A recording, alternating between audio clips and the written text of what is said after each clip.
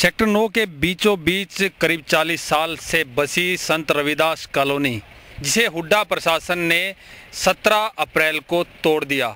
हर एक घर को तोड़ा गया, कुछ सामान भी तोड़ा गया। इस वक्त हम खड़े हैं संत रविदास कॉलोनी की उसी बस्ती में जहां पर लोगों के मकान तोड़ दिए गए, मकानों में रखा सामान तोड़ दिया गया।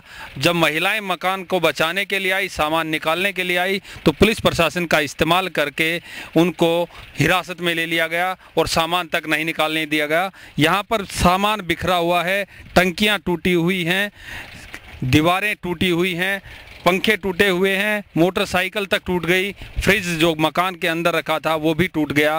लोग मजबूर हैं, लोगों के सिर से छत टूट गई।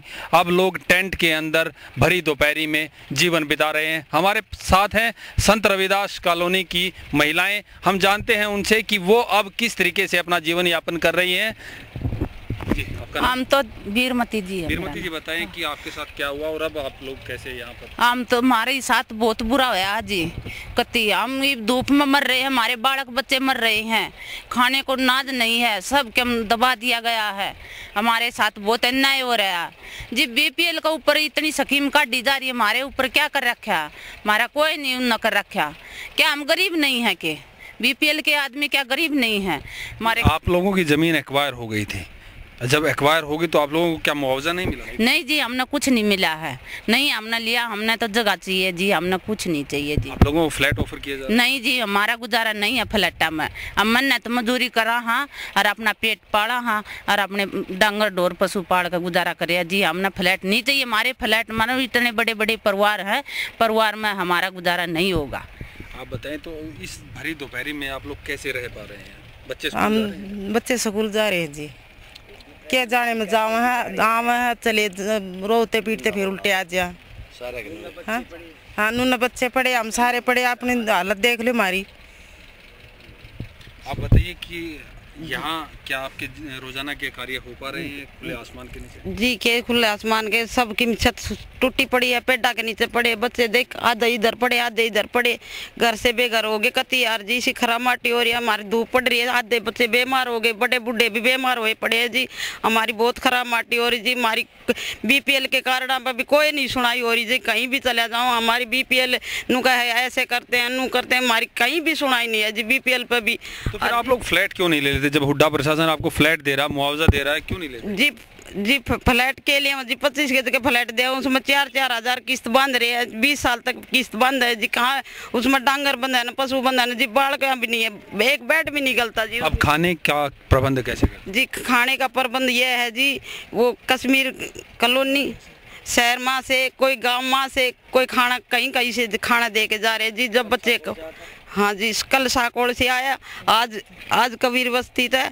और मकान टूट गए हैं, घर की रसोई टूट गई है, घर में रहने के लिए कोई जगह नहीं है, खुले आसमान के नीचे ये लोग रह रहे हैं। इन लोगों को खाने की व्यवस्था करने के लिए भी लोगों के सहारे की ज़रूरत पड़ रही है।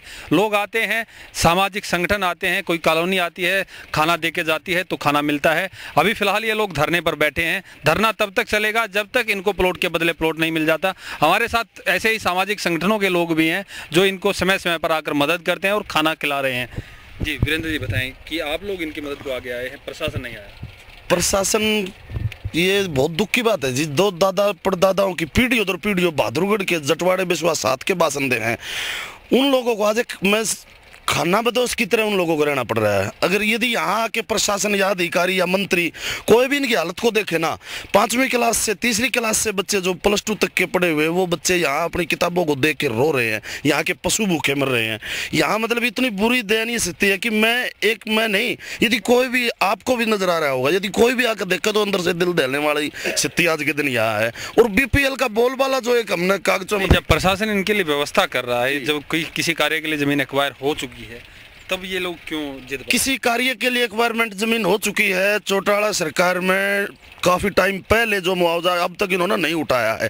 अब 45 साल से इनकी पीढ़ी दर पीढ़ी यहाँ रहते आए हैं। अब जो फ्लैट दे रहे हैं 8,000 रुपये पहले जमा कराओ और 4-4 हज़ार रुपये की 100 किस्त बांधो। मैं ये कहना चाह रहा हूँ, उस फ्लैट को 4.5 लाख रुपये में ये लोग लेके 10, 12, 15 आदमी है जी, उस फ्लैट में अगर खड़े भी रहेंगे तो भी इनका गुजारा नहीं है। तो आप लोग कब तक मदद कर पाएंगे? हम इनकी तब तक इनकी जिंदगी सुचारू नहीं होगी, तब तक हम इन पे ना तो किसी तरह की जांच जातीयता राजनीति होने देंगे, ना इनका किसी तरह से शोषण होने देंगे। हम तन मन धन से इनके साथ लगे हैं। टेंट वेंट की जहाँ तक व्यवस्था कराई है अपनी तरफ से हमने, जो भी तन मन धन का मतलब है जी, दिल से लगे हैं। और इन ऐसे लोगों की है ना, मैं तो यही कहूँगा कि प्रशासन को और 36 बिरादरी को उठ के आना चाहिए। कृष्ण भगवान ने एक सुदामा की मदद की थी, आज तक इतिहास बन गया। ये तो 10 गरीब परिवार है।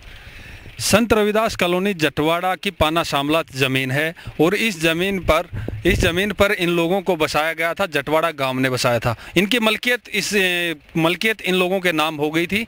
अब जब इन लोगों को फ्लैट दिए जा रहे हैं तो इन लोगों ने इनकार कर दिया है। इन लोगों का साफ कहना है कि उन फ्लैटों में इनका पूरा परिवार नहीं रह सकता। लोग मदद को आगे आए हैं और अब राजनीतिक दखलंदाजी भी शुरू हो सकती है, क्योंकि कल अशोक तंवर इन लोगों के धरने को समर्थन देने के लिए आ रहे हैं और यही प्रशासन के लिए चिंता का सबब भी हो सकता है।